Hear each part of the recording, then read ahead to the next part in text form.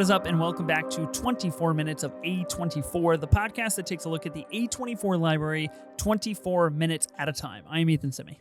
And I'm Ben Lawhorn. This week on the pod, we're sticking around. We're heading back to Florida this week, and we're going to be diving into 2019's Waves. Waves traces the journey of a suburban family led by a well-intentioned but domineering father as they navigate love, forgiveness, and coming together in the aftermath of a loss. Ben, you and I haven't recorded in about, a little over an hour. What's up, dude? I've missed you. I couldn't stop thinking about it. I'm just happy to be back here talking more movies with you. Yeah, I'm so stoked. We are pre-recording a couple episodes before I take off for a couple of weeks to TIFF. So we're busting out, a little behind the scenes action. We're busting out some episodes, watching movies, talking about movies. But we're only humans. We had to break for dinner and then come back. You got to refuel. You got to be ready to. I mean, Spring Breakers took a lot out of me. You know what I mean? So here we are. It did. Yeah. Spring Breakers took a lot out, and Waves is going to take even more out, I think. It's going to be a different kind of a toll for sure. Yeah, a deep emotional toll. We are talking about Waves, was released in 2019, directed by Trey Edward Schultz. It is 2 hours and 15 minutes long, and it stars Taylor Russell, Kelvin Harrison Jr., Alexa Demir. Demir, is that right?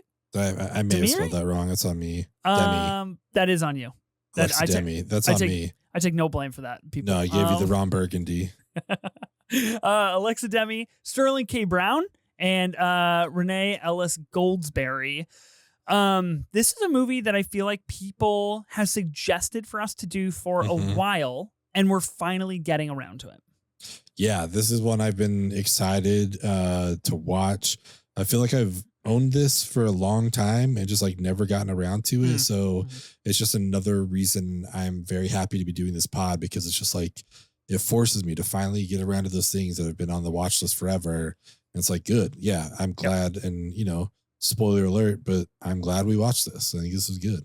100%. Yeah, glad we're checking out Waves. The only way that I knew Waves was because we had prolonged watching it for so long and it had kind of been in the orbit for a while. And then B, I just know the poster. I feel like I've seen the poster for Waves a million times. So I know what the poster is. And I get it now because I've seen it and I understand what the poster is all about. Yeah, when that scene pops up, I think we were probably both the Leo meme from Once Upon a Time in Hollywood. It's hey, that's the poster. There it is, right there. Got it. It is. Cool. We have no housekeeping this week because we are pre-recording, so there's no A24 news or anything to share. I think we're at time of recording. We're all up to date. Yeah, nothing happened in the last hour and a half, so I think we're good to go unless something crazy that we missed. But yeah, nothing's happening. No Monday night Labor Day weekend news dump from A24, it seems. No, surprisingly and thankfully, they're just probably taking the day off too. Yeah, God, we need their distribution team to rest and start making some good decisions.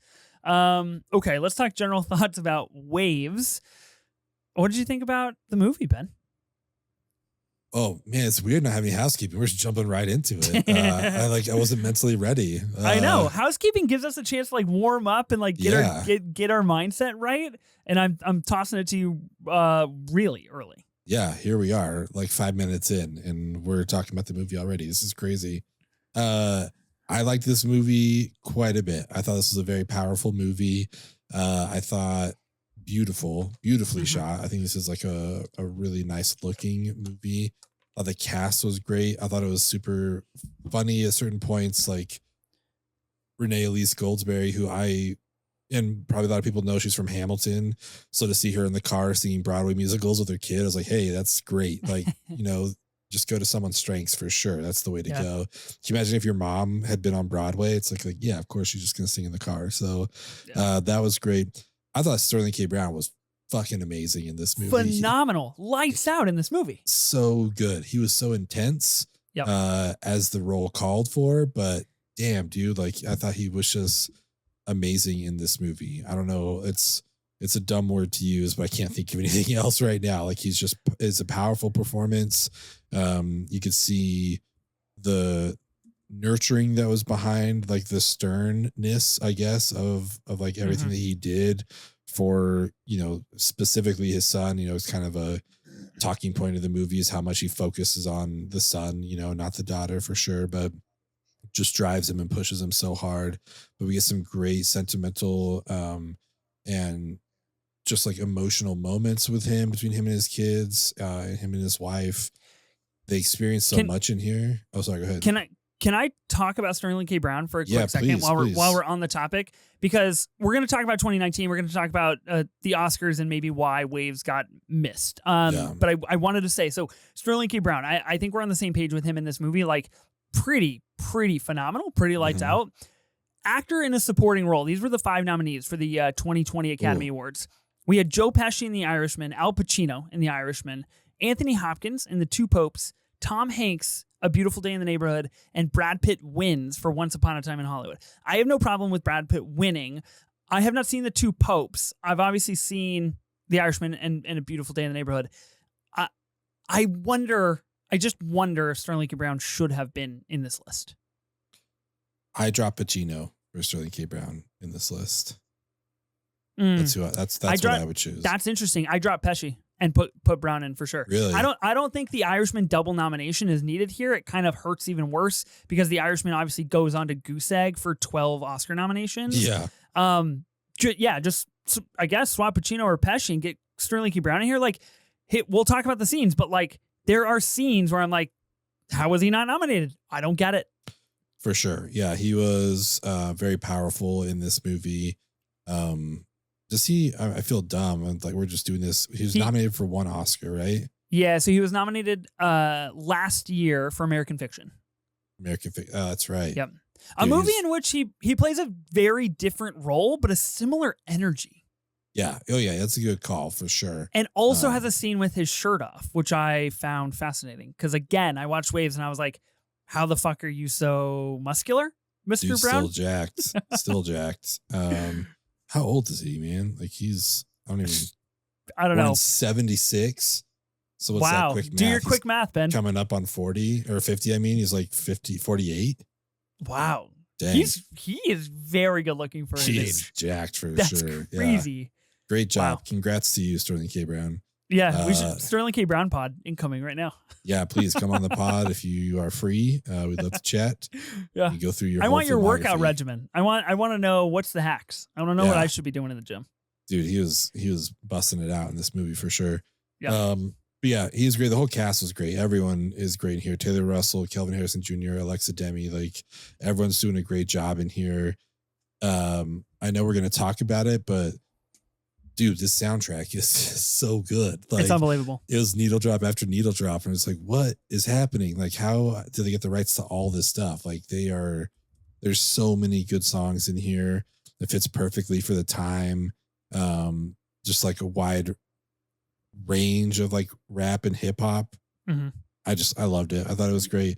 Really enjoyed this movie. It definitely feels like 2 different movies. You know, I mean, there's a very, not in a bad way, but just like there's something very big that happens about halfway through, and then it's almost like we shift who our protagonist is at that point. It's like, oh, okay, now we're sticking out with someone else. So it necessarily becomes a different movie at that point.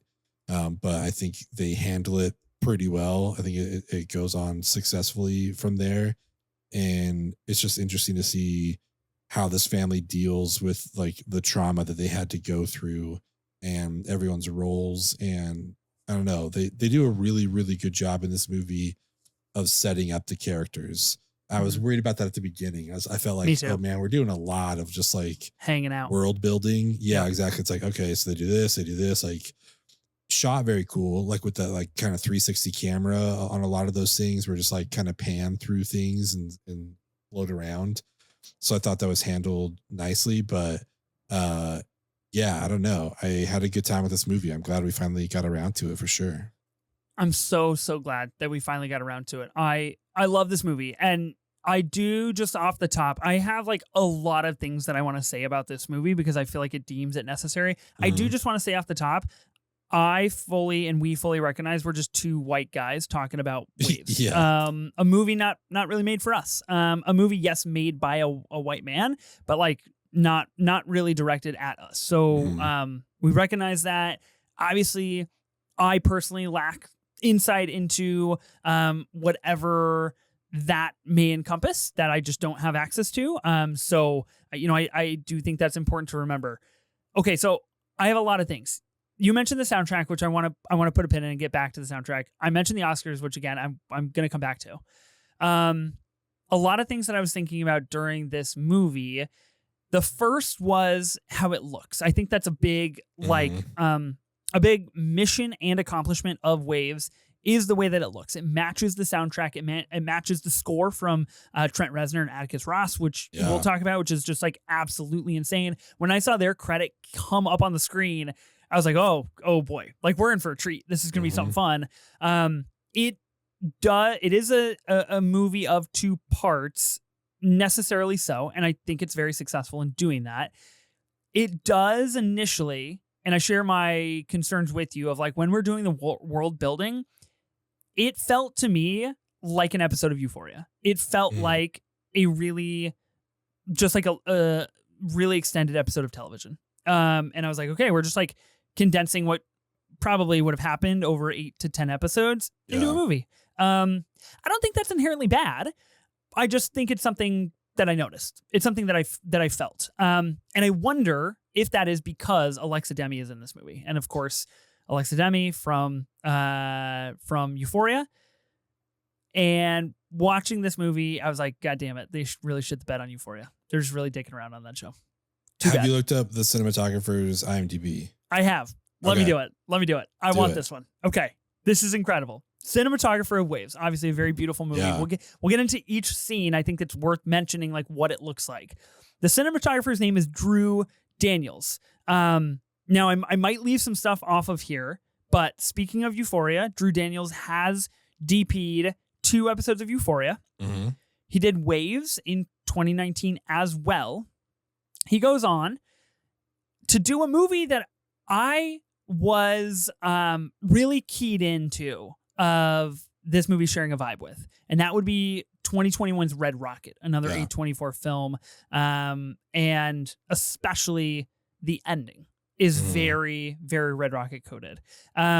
He then goes on to DP 2 episodes of The Idol, a show that you famously adore, one of your favorites. Huge fan, yeah. Huge fan.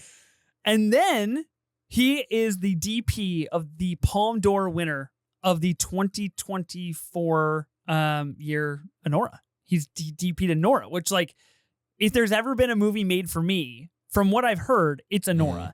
At time of recording, I am planning on seeing Anora in 4 days or 5 days. Oh, hell yeah.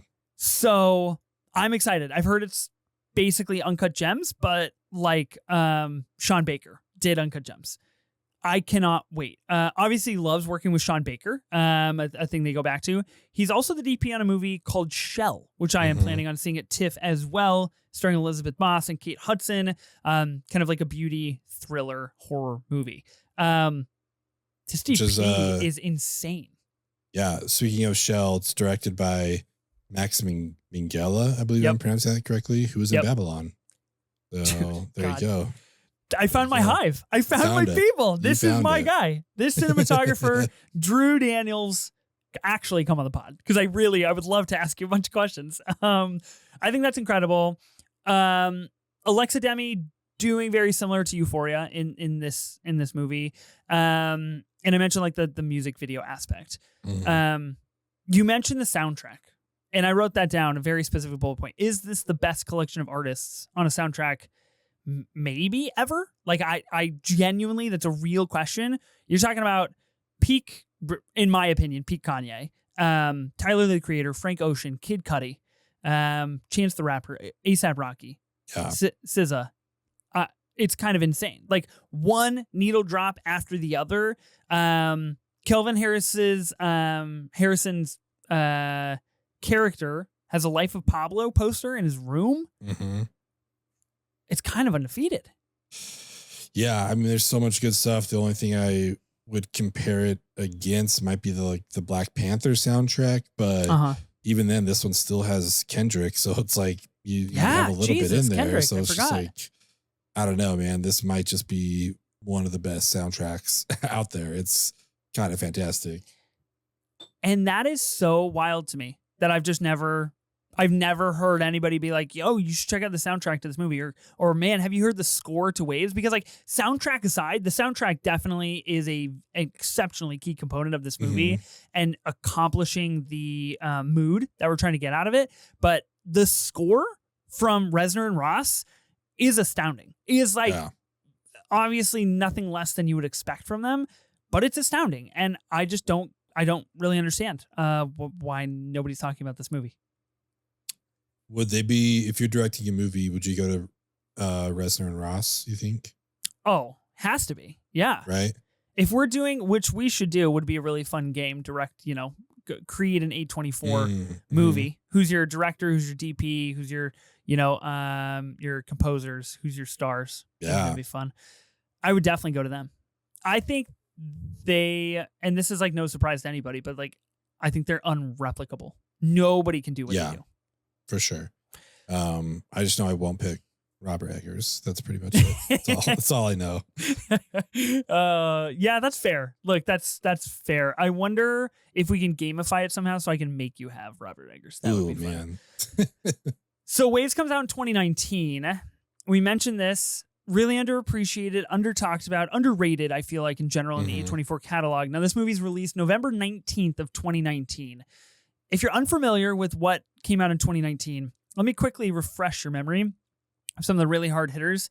Obviously, we mentioned with some of the Oscars here, but Parasite, Uncut Gems, Marriage Story, The Irishman, Once Upon a Time in Hollywood, Joker, Knives Out, Honey Boy I put on here because Lucas Hedges was working in 2019. He was doing it. Yeah. He was doing stuff. It got lost in the shuffle.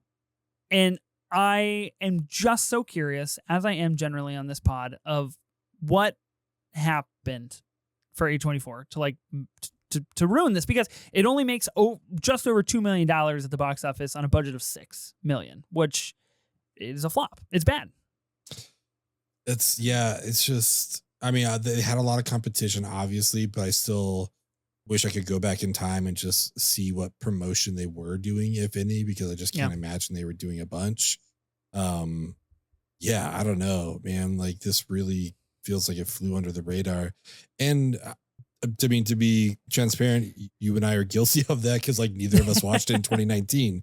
It's not like we're saying like, man, where was everybody then? Like, I don't know. I just don't even know where this movie was then, to be completely honest. It just wasn't on my radar. So a lot of tough competition, but once again, like, I'm thankful for people's recommendation. Yeah, no, I am super, super glad. So it looks like Wave had its world premiere at Telluride on August 30th of 2019. Okay. Then it's released in the US on November 15th by A24. Received positive reviews from critics. That is just fascinating to me. Yeah, really, really curious. I think it's too bad. I mean, I'm back really, really quickly to the soundtrack conversation here. Radiohead, Tame Impala, Amy Winehouse, Her, Animal Collective. Like, I just don't know if you can beat it. I don't know, man. It's like, that's crazy. It's a murderous row of artists on there. It's fantastic.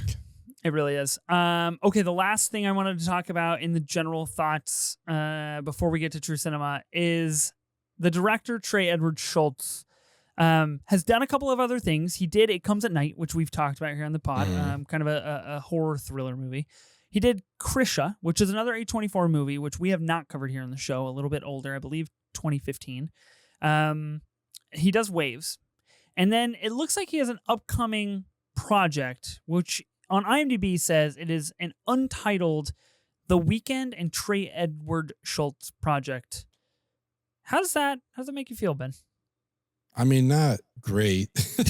You know what I mean? Like, it's kind of a rough thing, but I think there's also Jenna Ortega's in it. Barry Keoghan is in it as well, supposedly. So I'm just curious if he's going to go 4 for 4 on partnering with A24, because so far every feature he's done with A24. Interesting. And obviously they were working with The Weeknd to some extent. So yeah, I'm curious to see if they pick this up and if we end up having to talk about this project. Yeah, I'd be curious. I mean, it has all the A24 elements, and I couldn't Yeah. help but think when I was watching Waves of like, A24, they really kind of like their crop of people, especially back in 2018 to 2020. Like Mhm. they had kind of their core collective. Alexa Demi is part of that. I mean, it looks like Trey Edward Schultz was part of that. Drew Daniels, cinematographer, like they had their people that they like to return to time and Yeah. time again. Yeah, I really, really liked Waves, and I kind of just want to do True Cinema and start talking about it so we can discuss and dissect a lot of the things that we liked about it. Let's do it. Let's dig in. Okay, sounds good. Training montage to start. Can I just say off the bat, camera movement, unbelievable in this movie. Yeah. It is so enticing and energetic, and like I just wanted more of it, and I loved it. Yeah, the camera movement was very dynamic. I loved it. There's a moment in here where they're like running laps or something like that, or ladders on the football field. Yep. And it's a very nitpicky thing to notice, but I was like, oh, our main character, whose name I'm forgetting now, Kelvin Tyler, Mhm. he starts running, the guys next to him are like running through mud and there's nothing yet that he's running through. It's like, oh, that's kind of interesting that they gave him kind of a clear path. And then like 5 feet later, he starts just literally running through the mud too. It's like, oh damn, like he's put in the effort here. This is amazing. Like they're not taking any shortcuts with this movie, with this like production or anything like that. Like I thought it was just super powerful. This was a great, it was a, like we both talked about, it was kind of like a long intro on like world building It was to the point where there's like a moment where it's like, all right, like how much more are we doing before like we get some sort of progression? But in the end, I think it paid off because we really got to know who Tyler is day in and day out. Yeah, I really agree with that. And I was getting worried. I was like, oh boy, like where are we going to go with this? What is happening? He's just like, I get it. He's just like a high schooler who's trying to be good at wrestling and like live life. Like I get it. But I really like the training montage.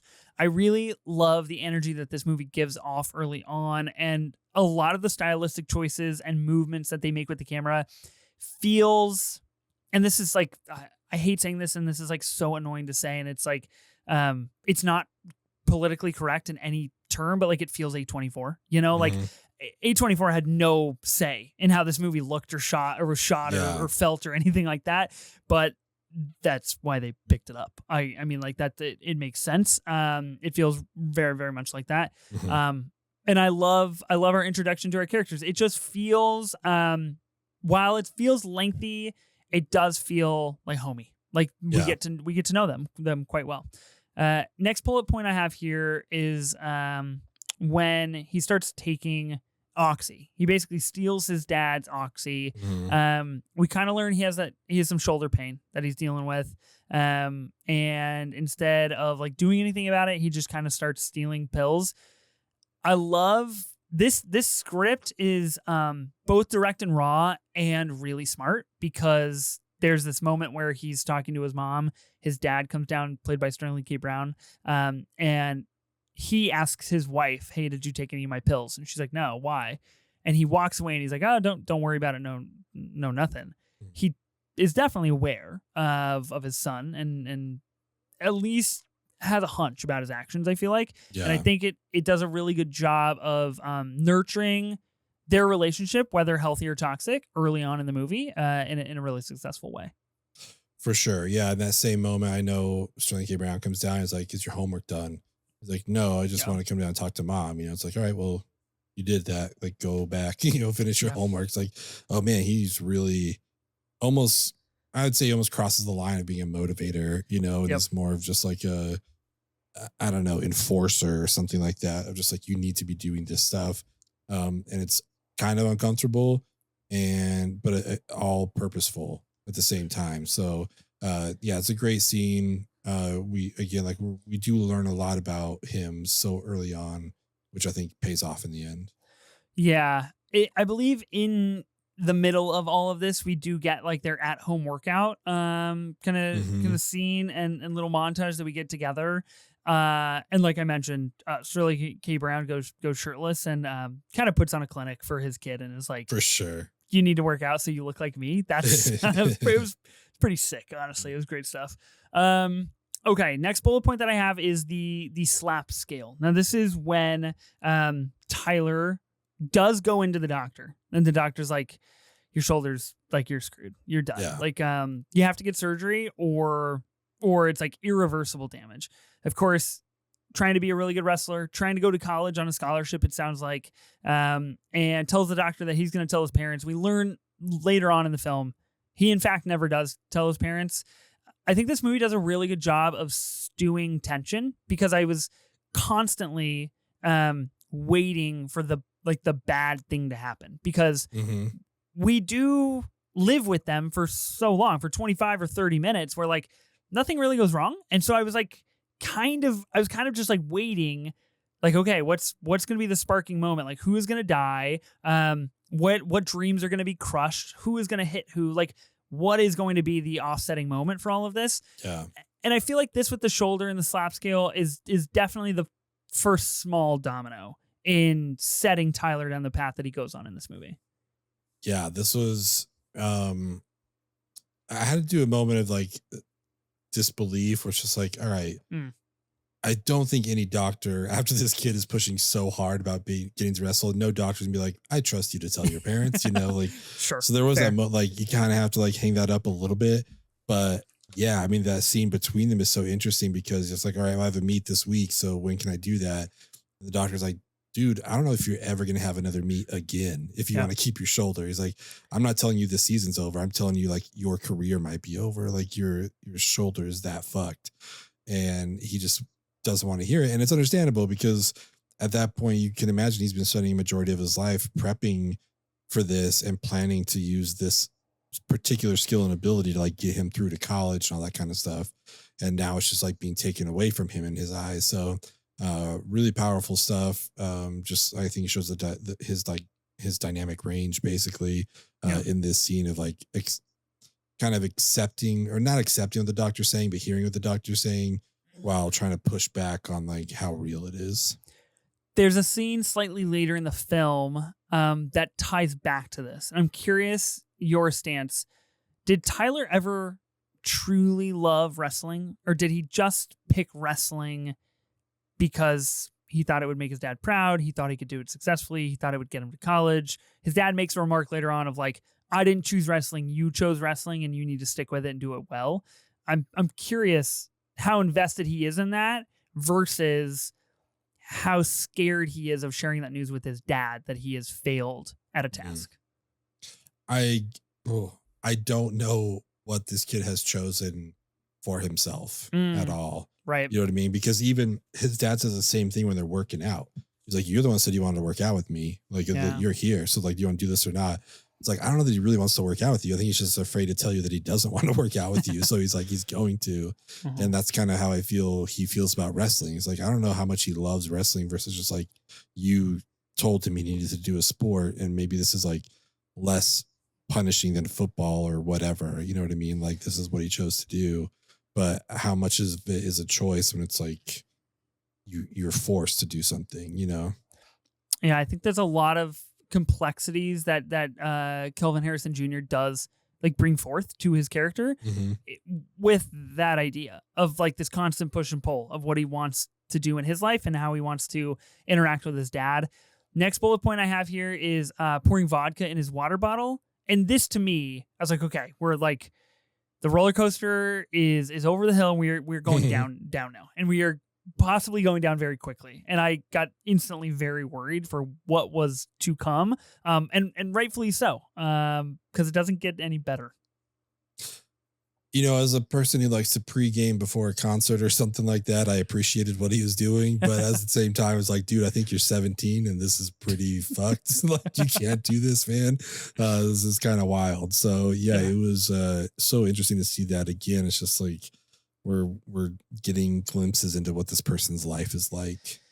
Yeah, it's tough for sure, because you realize like it might not be struggling with the physical pain, but he is definitely struggling with the emotional pain. And I think a huge theme that weaves its way in and out of this movie is the ability to communicate with others and communicate with them clearly and lovingly. And that is not done easily. At least in this household, it is not done easily. Yeah. And so this is how he copes, and this is how he does with it. Next bullet point I have is this is my house conversation. This is the conversation that we get between Ronald, who is played by Sterling K. Brown, which would be Tyler's dad, and Tyler. It's kind of told to us that Tyler works for his dad. Is that what it is? He's like doing some paperwork for him, right? Yeah, it's like I have a friend who, you know, Tyler, who also it looks like I forget exactly what the job is called, but you basically are laying out like the square footage of every house to kind of figure out the space of it, things like that. And it looked very similar to that same type of job because I believe his father and mother had like a contracting or construction business. So it looked like that. Yeah. This is such a revealing conversation for Ronald because this is the moment where he basically tells him, I've hired you to do it, so you must do it my way. Because Tyler is like, it's good to me. Like, I'm going to do it my way. He gets very abrasive with him. He tells him that if his mother were to take over the business, it would fail because she doesn't know how to do anything with business. So, like, I think that's our first like flag of like, this guy is pretty domineering and he doesn't have trust in others. He doesn't have faith in others, and things must be done his way or no way. And this is where the comment comes out about wrestling. You chose it, not I. And I believe that he slaps Tyler as well, and basically kind of physically has a physical altercation with him. And it's like, you have to do it the right way. And you need to stop having an attitude. Kind of the first big one-on-one situation of the movie where you realize there's a cavern of miscommunication between these two guys. Yeah, and this feels like, if I remember correctly too, like the first moment that we see Tyler really push back because to your point, when he mentions earlier, and Ronald's just like, all right, well, you know, I hired you to do this, you're doing this. And I think the company's in the mom's name because he says something along the lines of like, well, the checks are signed by mom, so technically she hired you, you know, so she's the boss. And that's where he's just like, you think she could run this company by herself? Like, I'm here to help her run this company. Like, it's what I am doing that makes it successful. But it's interesting to see someone like kind of push back on their parent a little bit, because I think inevitably you kind of have to do that at some point in your life. Where just like, maybe let's like test the waters a little bit and see how much I can get away with. Like, he learns pretty quickly that there's not a whole lot of leeway there with his dad. Like, he's a pretty strict enforcer, but it was a super powerful scene in terms of like their dynamic and their relationship. Now, there's a scene that happens before this that leads into my next bullet point here. And this is when Tyler and his girlfriend, played by Alexa Demi, his girlfriend Alexis, who he refers to as Goddess, which, like, same. I would do that as well. And they meet at the beach. It's the first time they've seen each other, and they say it's been forever, but I would assume it's been a few days or maybe a week or so. And basically Alexis talks about missing her period. And it is striking to me, and I think it's of note, Tyler doesn't really understand like the gravitas behind that sentence. Yeah. He asks twice on two separate occasions, like, you missed what? What does that mean? Why does it matter? Let's just instead hop into the ocean and make out. Like, I think that's a big telltale sign of his world and like his maturity levels, that he has a lack of understanding of like, okay, there could be really big consequences of this. I'm just going to choose to like negate them. Yeah, not like the sharpest tool in the shed, I guess, when it comes to that kind of stuff. He's like, what do you mean you're late? I don't understand. Like, yeah, late for what? Yeah, late for what? It's like, dude, what do you mean? Like, you have to understand what's going on here. And I think, you know, it hits him over the head at some point eventually. But yeah, I thought that was kind of interesting that he was just like, I don't understand what you're talking about at all. I was like, yeah, dude, there's consequences to these actions and you're about to find out. Yeah, you're going to definitely find out. Him and Alexis go to the abortion clinic, which, you know, I could see people having issues with, because we kind of jumped to this pretty fast of like, okay, we're at an abortion clinic, like we're going to get an abortion. I think it works though, because I think it is a direct, like, kind of against Tyler's viewpoint of like, oh, things are happening fast, where like he's pretty oblivious. There's obviously protesters outside. I love this little monologue that we get from the security guard where he's like, don't listen to the people out there. Mhm. They're pieces of shit. Just do your thing and be safe. Alexis is in the back. She runs out, basically says like, can we go? Can we go? Tyler gets called the N-word and kind of strikes it up with the protesters a little bit. And then they drive away. And I'm going to pause there because the drive away is a whole different thing. But the abortion clinic scene, pretty intense in a movie so far where you're like, okay, she'll probably go through with it. Like, she'll probably get an abortion. Like, it seems like their relationship is going well enough to constitute that. And like, why would things go south? Yes. Yeah. It's yeah, this is such an interesting sequence. I also love this security guard kind of monologue as he comes in, and it's really just coming from a place of like, I don't want to deal with these people, so please don't interact with them because like it's just gonna make my day harder. That's all this is. Like, they're idiots, they're assholes. Just like, please don't engage. But yeah, I think this scene allows us to see a little bit of Tyler's hot-headedness, you know. In terms of like, man, I feel almost bad saying that because like, if I was referred to the same way he is, like, I understand having that reaction. Right. So I'm not trying to say like he's wrong for having that reaction at all, but I just think it shows us how quickly these situations can turn. It really kind of like exposes that quite a bit. I think it's a very effective scene. If we don't have that emotional explosion from him, none of the rest of his storyline is essentially justified, in my opinion. Like, we don't understand the base of what might have set him off / like how he might react to things. They drive away in his truck, and they have a huge blow up conversation about how Alexis did not go through with the abortion. They essentially just tell each other to fuck off, and he drops Alexis on the sidewalk, and they kind of like part their ways very, very angrily. Really heated scene. This to me is like, I know we have a house party scene coming up, but like, this to me, I was like, oh, cool. We're cooking with fire here with Euphoria. Like, it's just not Jacob Elordi. It's a different actor. A lot of fuck yous Yeah. being exchanged in this scene. It was like, oh, okay, gotcha. Damn, dude. A lot. You guys are going back and forth. But yeah, again, like, just a great exposure to what their dynamic is like, because up until now, they have seemed like a couple that has like gone along perfectly fine. Everything's good. You know, it's like high school's perfect, all that kind of shit. But then this happens and like, oh, okay, so there are some cracks here. Then we get the bonfire. This is where Tyler goes by himself. Basically, pre-games, if I'm not wrong, he like pre-games with some oxy and some pills, goes and drinks. He sees Alexis like on the other side of the bonfire, even though she's not there. This is where we get our Kendrick needle drop, which was just really brilliantly displayed. And it starts like slowing down as he gets more and more faded, which I thought was really cool. His friends drag him away.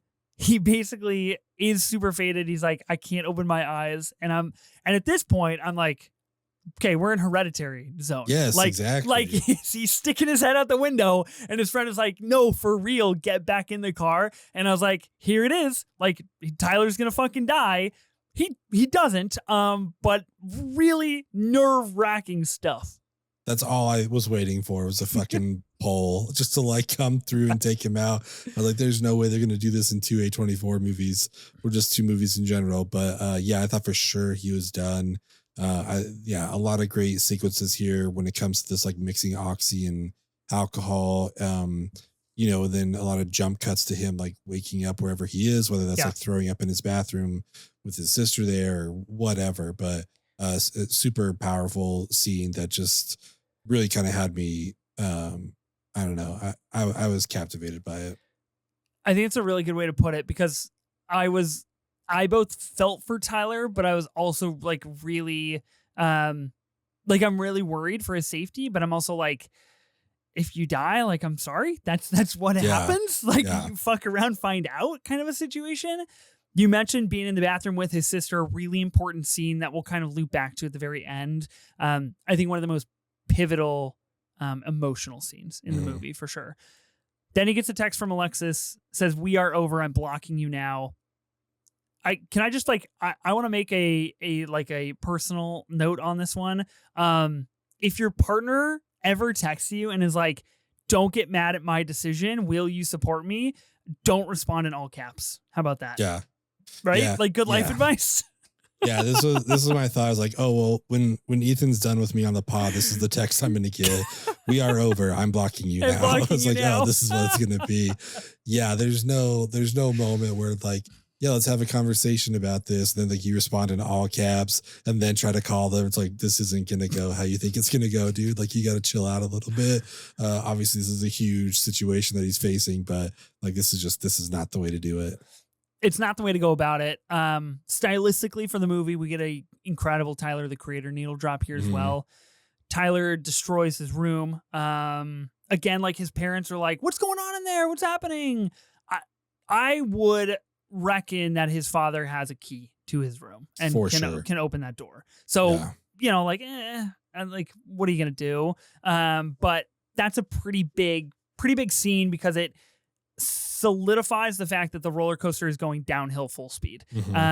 He then proceeds to leave the house drunk later that night to go find Alexis basically at a house party after a school dance. And he's drunk. His mom is like, I smell alcohol on you. Why are you leaving? Did you steal the keys out from your dad's office?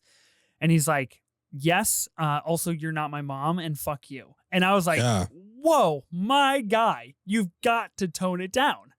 What a reveal too, because we don't know at that point that that's not their mom, right? Huge reveal, huge, really effective reveal. Yeah, that caught me off guard. I was like, oh shit, like we're going with this stuff here. It's like, okay, cool, you are fucking trashed. Then Sterling K. Brown coming out like, what's going on, and sick. Their whole exchange, and it's just like, yeah, honestly, like, what do you do at that point? Like, do you like jump on him so he literally can't move? Like, how do you stop someone from doing this? Someone that's arguably stronger than you, and it's just like, man, obviously what happens, but it's like, man, this is a real powerful scene. Just seeing them kind of fight to like for his betterment, but he's just like, he's so trash and so whatever that he's just seeing red at this point. It's really the introduction of, in my opinion, like the 3-phase process or like the 3 kind of check marks of the family taking the blame for then what proceeds to happen, and the family thinking that it is their fault because, like you mentioned, do you like jump on him? Like, we know his dad is stronger than him. He could take him down. He wrestles. He knows. Do you blame his mom for not being able to communicate with him and not being able to break through that barrier? Then he gets to the party and Emily blames herself because she's at this party saying, I saw him. He looked suspicious and looked bad. I could have stopped him, which obviously is the key motivator of the second half of the film. So I think this part is really, really good. 2 needle drops I wanted to call out. When he's driving drunk and Kanye's I Am a God starts playing. Fucking unbelievable. Absolutely unbelievable needle drop in my opinion, because it is, while heavy-handed, an easy way to display Tyler's world and exactly what he is thinking at this moment in time. Then he gets to the party and we hear Ghost playing in the background, which is a song from Kid Cudi's Man on the Moon 2, which is kind of a deep cut. Like, I've never really heard this in any other movie.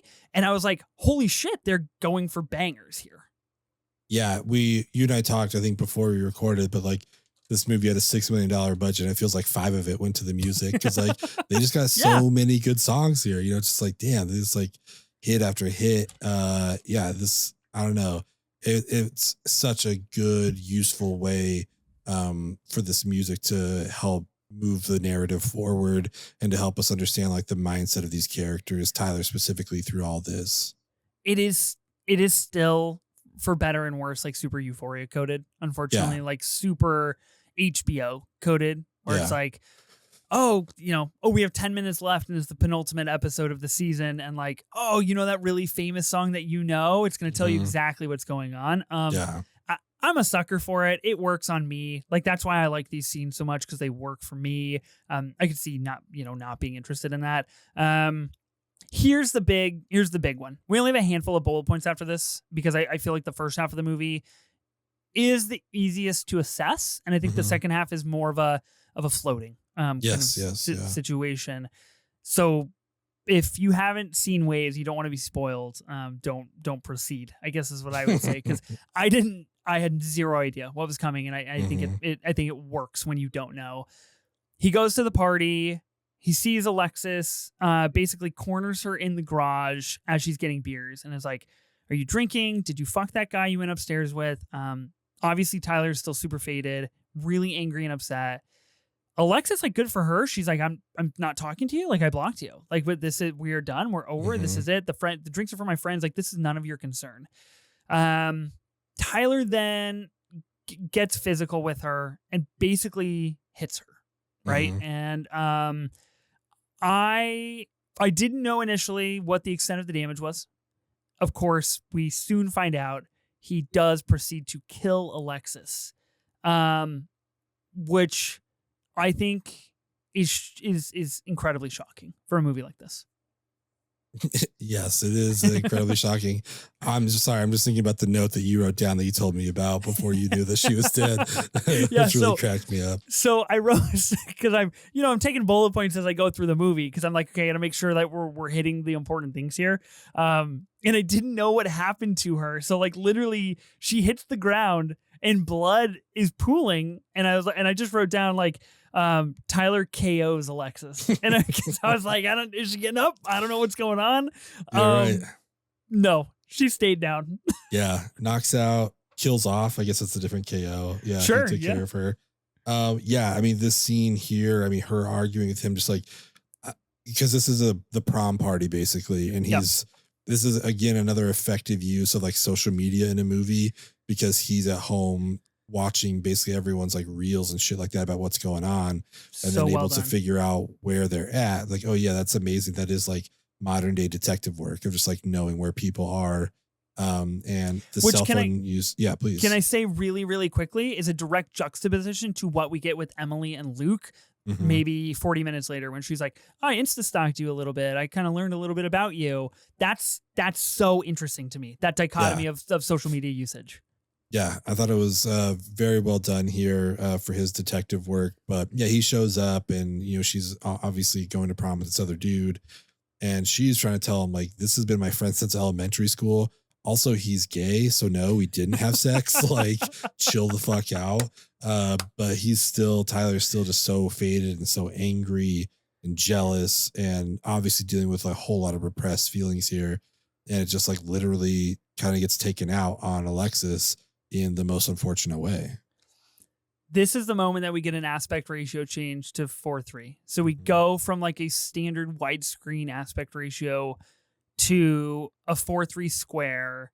Um, and I just cannot understate how brilliant this is from like a filmmaking perspective, to then use this tool to show us how basically tight Tyler's world has become, Mhm. how little room he has to breathe, how it suffocates him, how his world is now boxed in and small because Yeah. of his actions. We get his dad showing up like to the party after Tyler's run away, consoling Emily. There's cops there, there's an ambulance there. They kind of piece together what has happened. He tries to run away, gets caught by the cops, and gets sentenced to life with parole available at 30 years, I believe. Yeah. Yeah, exactly. Yeah, life kind of gets charged as an adult, understandably so. Yeah, and then yeah, parole after 30 years. But yeah, just I mean, again, like done so well. The camera is moving kind of chaotically, which is Mhm. what feels accurate in this moment. It's like not Blair Witch crazy, but it's just like we're moving with Tyler as he's moving around, and it's kind of it's super effective the way that they use that camera work. Yeah, totally. It's a very like tough to watch scene, no Hmm. question about it. Then we kind of get the back half of the movie, which is a different half, which is the Yeah. half that I felt really familiar with because of a movie like Red Rocket. It feels really pulled from that Sean Hmm. Baker kind of string of ideas. I wrote down on my note, so we see Emily. meet with Luke, who is played by Lucas Hedges, which I was waiting for him to come in. We get a brief glimpse of him earlier in a wrestling match, but I knew he was going to do more. I just wrote down on my notes, Lucas Hedges is so cute, and I stand by that. You're not wrong. You know what I mean? Like that's he definitely plays that role in this movie. He's adorable. He really is such a cutie. He's so like with the lollipops at the end. He's like, "You want one of these? I don't know what flavor they are. Oh, they're blue raspberry. Do you want one?" And I'm just like, "Dude, why the fuck are you not acting in movies? I know. You're so good." Through all these montages, he's just like he's considerate. He's again like he's adorable. He's nice. They have a good chemistry together. It seems like the kind of person that if you had a daughter, you would want them to date. Like, this is this is a genuinely good dude. And that's what she kind of needs in that time. So I don't want people coming at us. It looks like he was in a Netflix movie called Shirley in 2024. And I remember learning that he was going to be in this movie and I was excited for it and I never saw it. He was in a movie in 2020 called Let Them All Talk and another movie called French Exit in 2020 as well. So he has been in things, but since he made waves, he has been in one TV miniseries, two TV series and 3 movies in 4 years. Wow. And it's only like 1 episode of each of those TV series. So it's not looking great. And he does not have any upcoming projects. 0, nothing that I know about.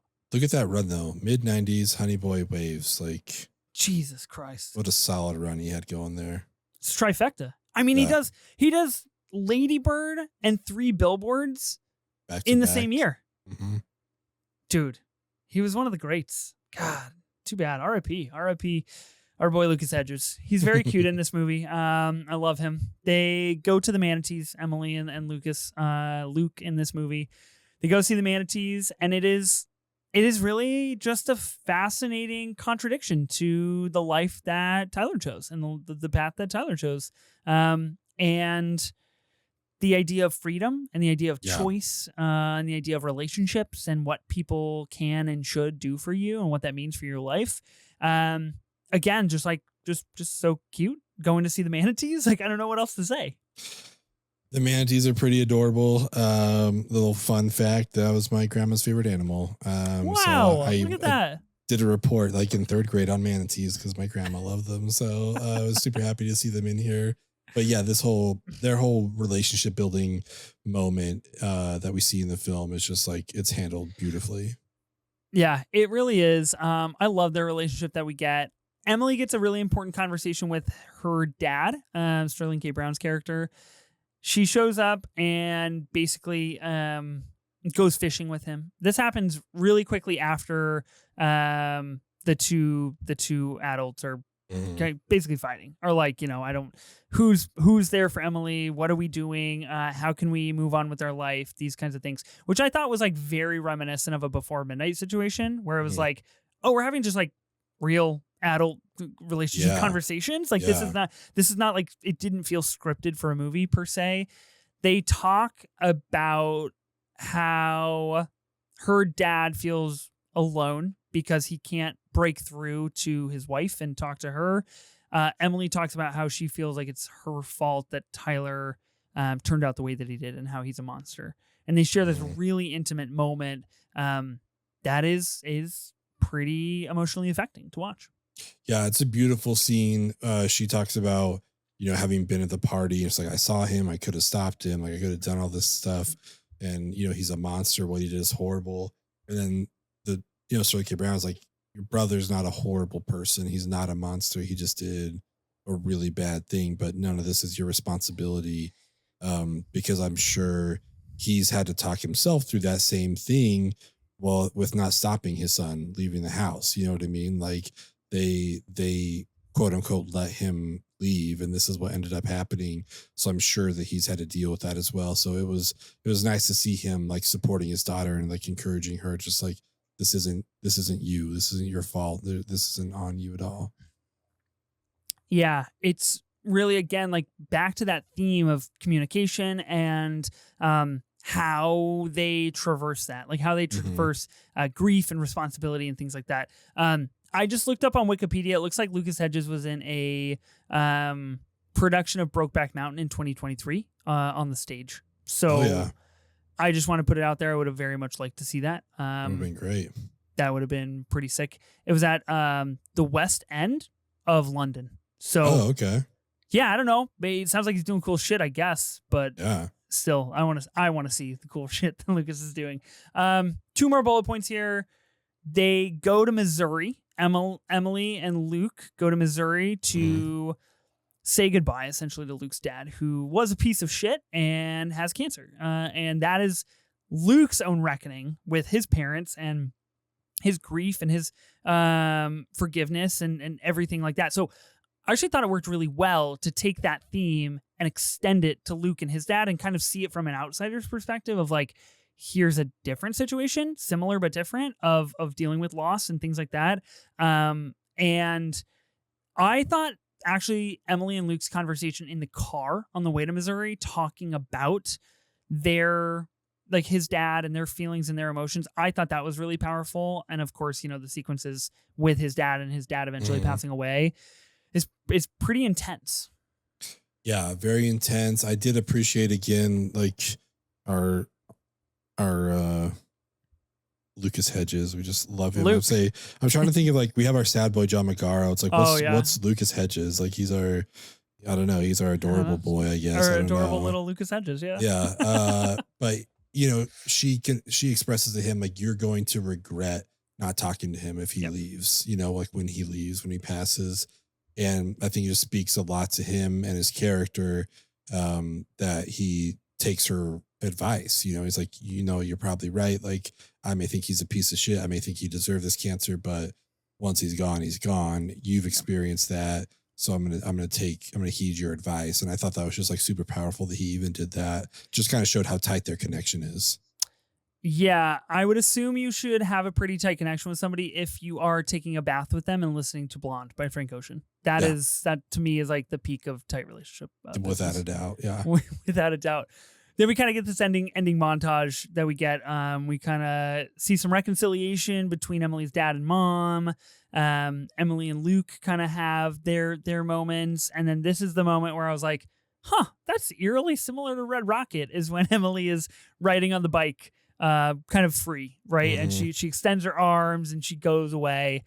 Now it obviously makes sense. It is definitely a Red Rocket thing. But or I guess the other way around, right? Red Rocket would be a Waves thing. After. Yeah. But I thought it was a really brilliant way to end this movie, with kind of a big emotional stew of everything that has taken place, and kind of getting to look into everything and into everybody in their relationship, while again, like, not losing the excellent score and the great soundtrack and the emotional, like, levity of everything going on.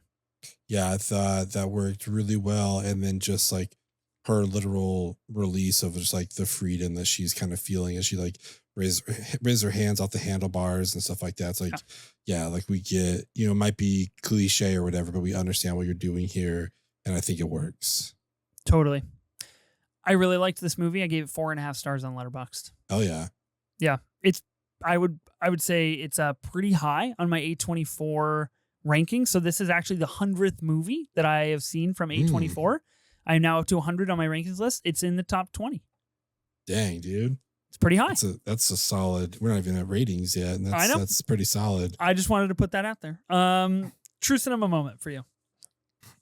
Probably the I Am a God, like driving drunk. Like, yeah. Pretty fucking cool. It's hard to beat that. It's a pretty solid scene. It's really hard to beat that. I agree. For the sake of conversation, I'm actually going to go with my bullet point, Lucas Hedges, the cutie.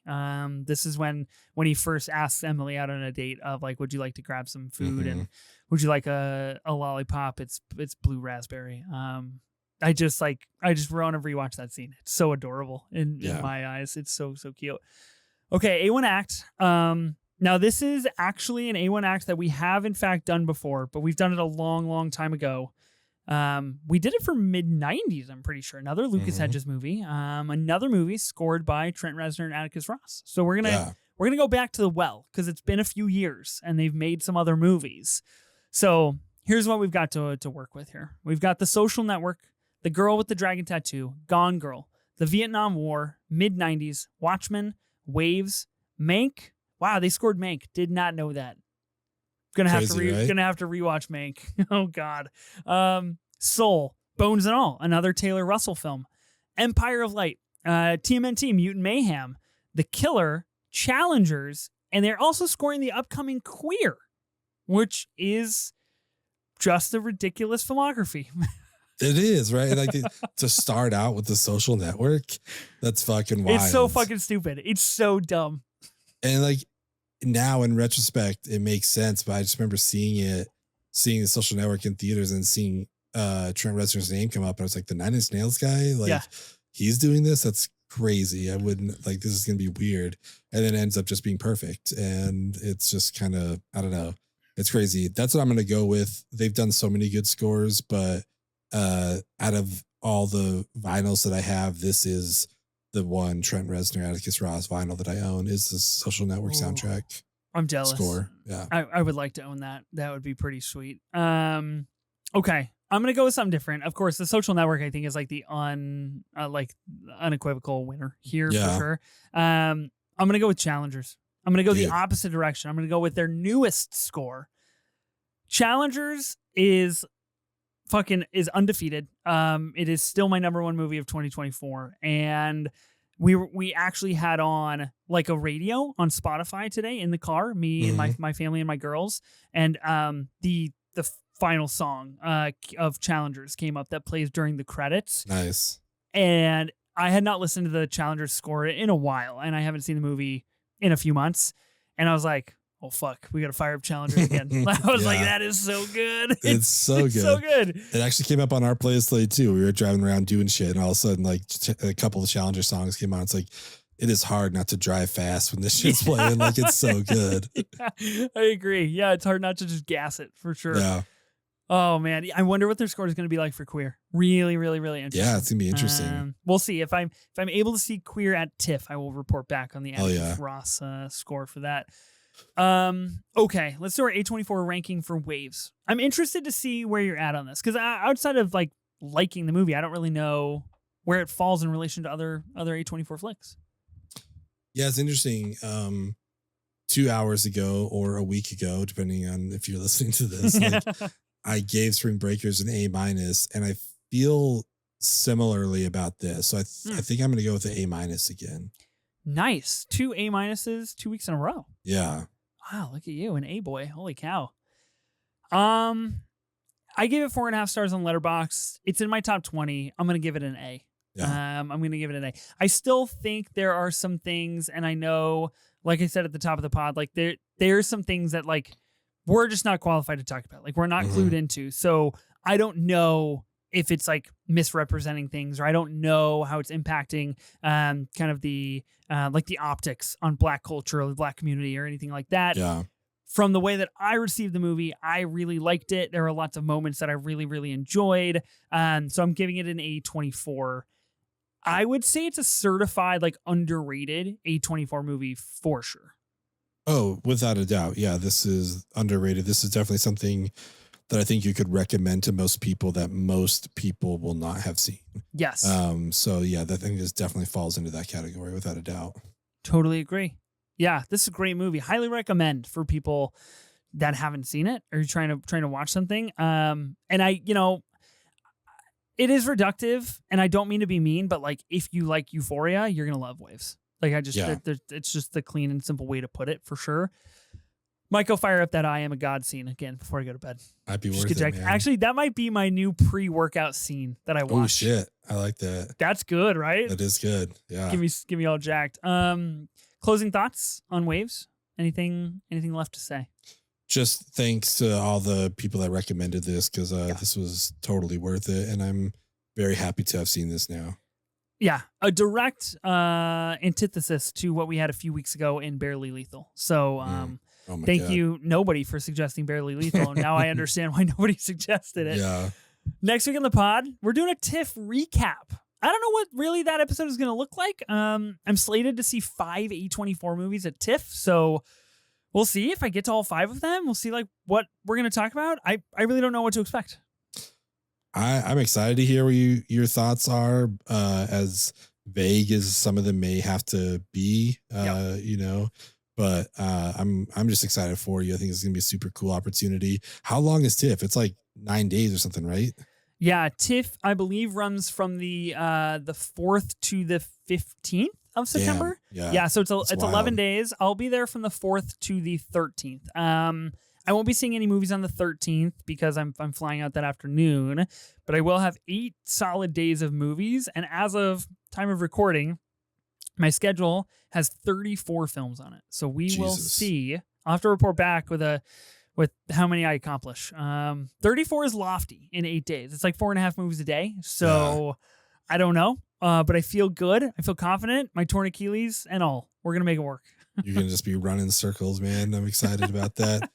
Uh for you guys that have seen Waves, let us know what you think about it. If you haven't seen Waves and somehow you've listened this far, please go watch it. I think it's a recommend from both of us. So go check it out. Yeah. And then let us know what you think. We are on Twitter and Instagram. We're at 24 minutes of A24.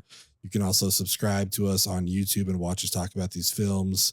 We appreciate everyone's support, everyone's interaction. Let us know what you think. Like, it honestly means the world just to talk to you all. So thank you everyone for everything you're doing. Really appreciate it. I am Ben Lawhorn. And I am Ethan Simi. Spring break forever, bitches.